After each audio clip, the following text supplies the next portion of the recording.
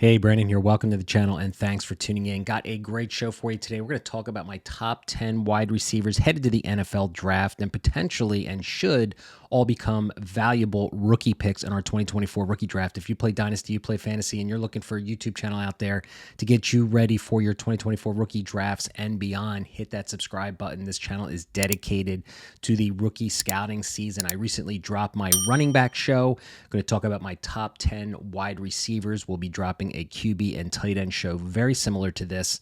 So hit that subscribe button. And again, thanks for tuning in. I'm going to go through these relatively quickly. I got some player cards here you're going to take a look at. I'm going to do in-depth rookie reports on each one of these prospects where we are going to dig in. My podcast co-host and I, Jason DiRienzo, we're going to dig into and do really deep dives into each of these prospects. But for this show, I just want to give you my top 10 wide receivers right now. It's early in the process. It's just the beginning of the 2024 scouting season. Let's get right to it. Enjoy the show. All right, coming in at number one should be no surprise. It is Marvin Harrison Jr., wide receiver, 6'4", 205-pound wide receiver from Ohio State. He has been killing it ever since he was a freshman. He was tagged as the wide receiver one of the 2024 draft, and nothing has really changed. You can see the cards, guys, that I'm presenting here on the screen. These are career statistics and PFF statistics that I like to use to compare prospect to prospect, scouting report, and draft and dynasty projections as well, to kind of give you an overview picture of each of these prospects we're going to discuss today. And like I said, I'm not going to get in depth in each and every one of these prospects, because I'll be doing a full-blown rookie report show on each one of these prospects. So, but listen, man, if there is the word elite that we like to throw out there, or generational, two terms that kind of can be taboo as well, Marvin Harrison fits the bill to potentially fulfill those two names when it comes, what he could really potentially do in the NFL level. I mean, he's a very exciting prospect coming out. He will be a top 5 selections, as you can see in the draft and dynasty projections. As far as a player comp, I mean, he should have a Jamar Chase type freshman season to get everybody excited. I mean, it looks like right now he could land on the Cardinals. We'll have to see. But nonetheless, I'm not going to spend a whole lot of time talking about Marvin Harrison Jr. It's a name you most likely know, and I'm sure you're most excited to see who I have number 2 through 10. So let's get right to it. All right, coming in at number 2, Malik Neighbors. I have been, if you play Devy out there, I've had Malik Neighbors as my Devy wide receiver 1 since the beginning of the college football season. He really did great last year at LSU. And this year he followed up with a phenomenal year. He's got that great size at 6 foot, 200 pounds. Again, another true junior. You can see his career statistics here, PFF stats. You can look at as well. But look at the deep catches. 19 deep catches, ranks second in all of college football, and then 4th overall in deep yards. So, man, he is an explosive playmaker. What I'm going to do in this show, guys, I'm going to spend a little bit more time probably talking about the skill sets of these players. And what I love about Neighbors is his yards after the catch ability. I think he has the ability to just take it to the house, and he is why he is up there, my wide receiver 2. And he's a wide receiver 2 for a lot of people, and rightfully so. I mean, this guy is the complete package. I think he actually offers more upside in the yak department than Marvin Harrison Jr. I think he's an explosive playmaker that can be used all over the field. Really excited about Malik Neighbors. Hopefully we get that landing spot that we want, where he has a competent pass thrower, to get him the ball on a regular basis. But he reminds me of like a player comp. I think he's a top 15 selection overall, probably top 10 in the first round of the draft. And Garrett Wilson and my podcast co-host and I did a deep dive rookie report on Malik Neighbors that has been posted on this YouTube channel. So go check that out if you want to see what my rookie report. It's about 10, 12 minutes long. And he had a comp of DJ Moore. I had a comp of Garrett Wilson. I think that he can just win all over the field like Garrett Wilson. Neighbors is an exciting prospect. There's not a whole lot more to say about him. There's not a lot of holes in his game, although, as we know, no prospect is 100% perfect. But these first two are kind of a tier in their own for me. And this is when it starts to kind of, everyone's like, now, okay, well, who do you got at number 3? Well, let's get right to it. And I got Troy Franklin, 6'3", 187 pounds, another true junior from Oregon. Career statistics, 23 TDs, really had a productive season this year. Love his catch percentage at 72%. His PFF stats across the board are good. Again, deep catches, 14th. And the NFL, well, they want vertical playmaker, explosive playmakers, man. And Troy Franklin, for me, why he's my number 3 right now, watching the film, watched a ton of film on these guys all these players we're talking about. Just go take a look at this channel that you've stumbled upon maybe and look at all the highlight films I've got on these players, all right? But his movement skills and separation skills and twitchiness is what I love about Troy Franklin. It's a space creator's game in the NFL, man. And this draft is littered with a lot of 6'2", a lot of 6'3", 210 plus pounders. Troy Franklin has that height, but he also has a little bit more wiggle. Some maybe think he's a little too soft and maybe not physical enough, but the NFL, as you can see with Tank Dell and Devonta Smith, they just want guys who can get open with good hands. Franklin is an explosive playmaker. He comes in at number 3 for me. Feel pretty confident he is going to stay there, all right? Number 4, Rome Odunze. If you followed me on this channel or follow me on my podcast, you guys know I've been a Rome Odunze fan. In fact, I had him on earlier this year for a interview that is also on this YouTube channel, so go check that out. He sat down with me for 45 minutes just talking about going into his senior season at Washington. Really great interview. I was thanking him for taking the time to speak with me. But 6'3", 215 pounds, man. We got a lot of receivers this size headed to the draft. Great season at Washington. You can see deep catches 21st on PFF, right? He's got good grades across the board. And I think he's the complete package. I mean, he's going to be an X receiver in this class. I think he's got the play strength. He's got the ability to high point. He's got the big catch radius. The thing is about his yak ability and stuff, we'll have to see. But nonetheless, he is a top 5 receiver for most people in this draft. And I got a dynasty comp of Courtland Sutton. I think he could kind of replicate Courtland Sutton. And I think if Courtland Sutton had some consistent pass, quarterbacks in his career, I think he would be even better than what he shows. But I see similarities to their game. Should be a first-round talent off the board, at the NFL draft, unless something happens here. But Rome Odunze, fun player. I've got a ton of films on this YouTube channel, guys, of Rome Odunze. So if you want to scout him for yourself after the video, go ahead and just hit the search button on my YouTube channel. You're going to find probably 6 to 7, 8, 10 films throughout the last couple years on Rome Odunze. Exciting prospect for sure. All right, coming in at number 5, a player who has emerged this year, who's kind of been under, the radar a little bit, only because he plays alongside Neighbors, who we already spoke to, at the number 2 position here in this video. But that's Brian Thomas Jr., 6'4", 205-pound junior. Again, just really exploded. Jaden Daniels really elevating the draft stock of Malik Neighbors and Brian Thomas Jr. this year. Had a relatively solid season across the board. You can see his grades here. Again, grade versus man coverage is a little concerning, and that's kind of, he's a vertical playmaker, right? This guy is an athletic playmaker, explosive vertical threat. You can see here under the scouting report on the player cards, good body control, that high point ability.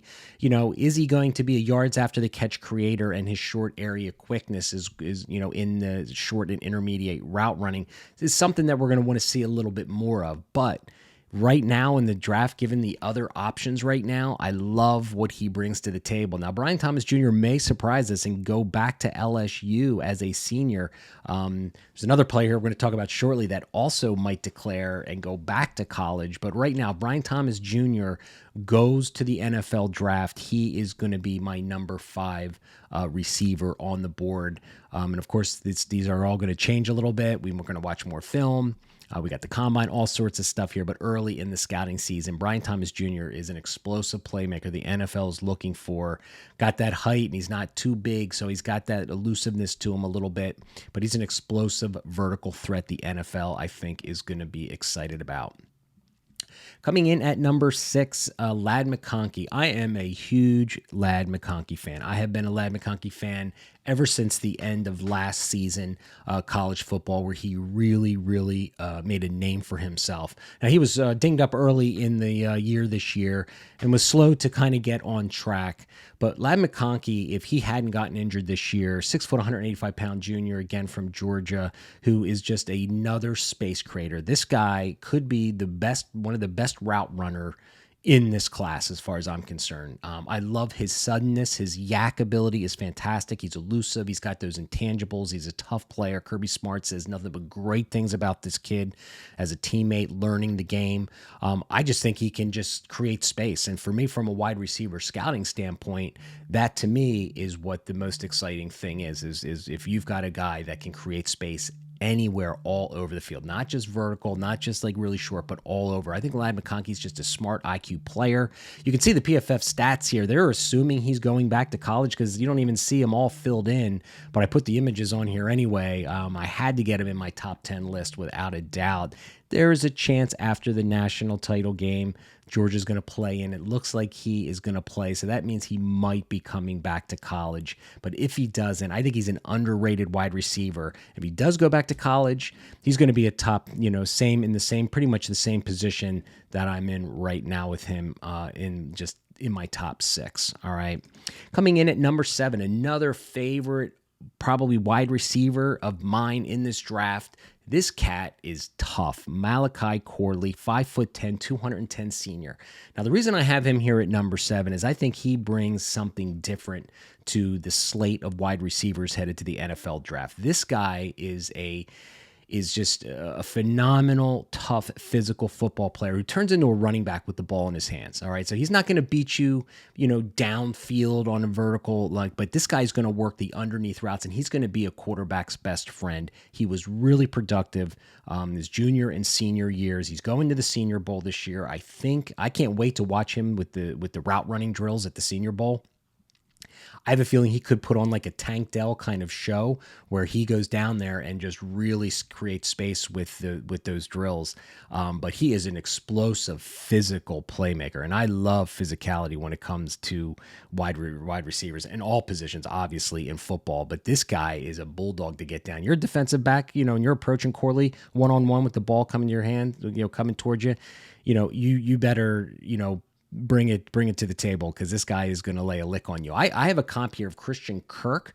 I think he's got that same kind of build and explosiveness, kind of playmaking ability. I think he's going to be a 3rd or 4th round draft pick in the draft. So you can kind of see, again, on the player cards, guys, you can kind of see what my thoughts are on his scouting report and his projections and everything. I'm not going to go through each and every one of these cards in depth, not because I don't want this show to go on for super long, but, so in the knock on Corley, he's going to be probably relegated to the slot. He's going to be that short area kind of guy, but he gets the ball in his hands with a little crease. He's going to take it to the house, and he's going to be a handful to get down to the ground. I can assure you on that. All right, coming in at number 8, Emeka Egbuka.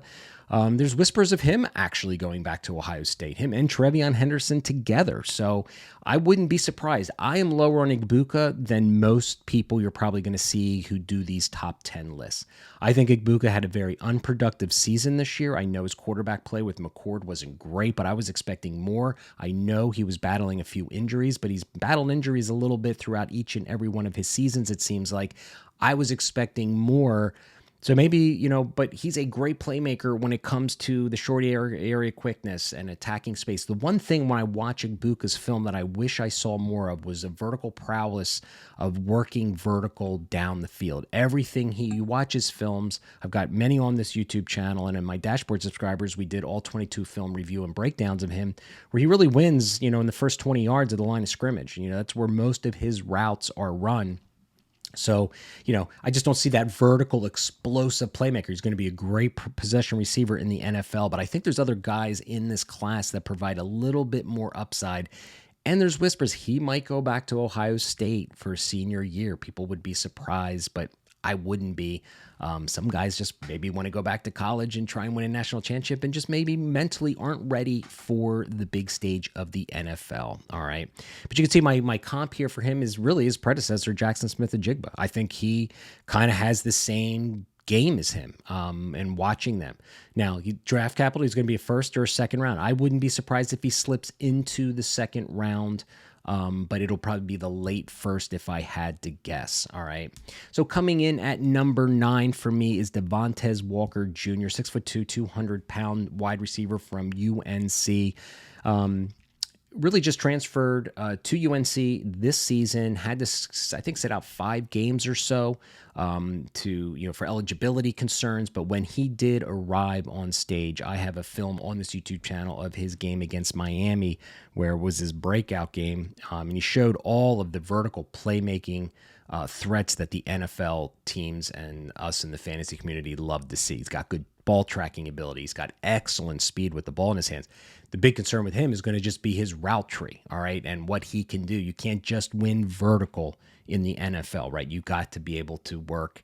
You got to be able to win all over the field. You can't be a one-trick pony. So I need to see more of Devontes Walker. He is going to the Senior Bowl, I believe, as well. So again, those drills with those defensive backs and those one-on-one drills are going to be really, really, I think, telling to see if he's a space creator or not. But I got a Rashee Rice. I was an okay fan. I had Rashee Rice. I was like middle of the pack with Rashee Rice coming in.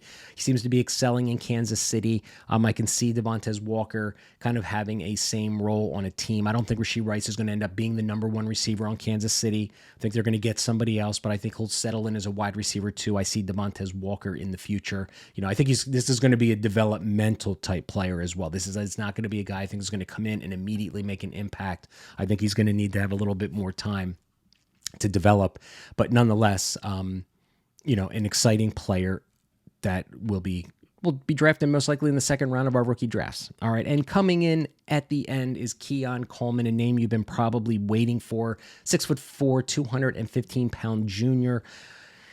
Yeah, I've got him here at the end. I'm just not a Keon Coleman guy. I think those contested catches that you see on the field and the highlight reels are great, but I have, a concern about his route tree, his vertical separation. Have you ever noticed when he makes all of those great vertical playmaking, catches in the end zone and down the middle of the field, he's got someone on his hip. So I don't know if he's an ultimate space creator. And at 6'4", 215 pounds, there's not a lot of guys that come out that size that have an immediate impact. There's a lot of people. I'm lower on Keon Coleman than most, and that's fine, but maybe it's a different point of view you consider. He's probably a top 5 wide receiver for most of the draft analysts out there, but for me right now, I think there's other players that can create space and get open a lot better and faster than Keon Coleman. So I think he's just a big physical, he's got that ability to high point, the tracking ability and the body control and the hands and all that stuff is great. But going up against NFL DBs, you wonder if he's going to have the same success as college DBs, a little bit different, right? So, all right, there you guys got it. Now, there's probably names Xavier Worthy that you haven't seen, A.D. Mitchell, okay? They're probably in my top 15, and I'll be doing some sleeper shows, and I'll be doing deep dive rookie picks or rookie reports on those players as well. They just have other parts of their game that I'm not as intrigued with as these 10 wide receivers. So thanks for watching. I hope you enjoyed the show. Please give me a subscribe on the channel. Peruse, man, I got a lot of different kind of content on this channel. I appreciate you watching. It's going to be a fun ride to April. Talk to you later.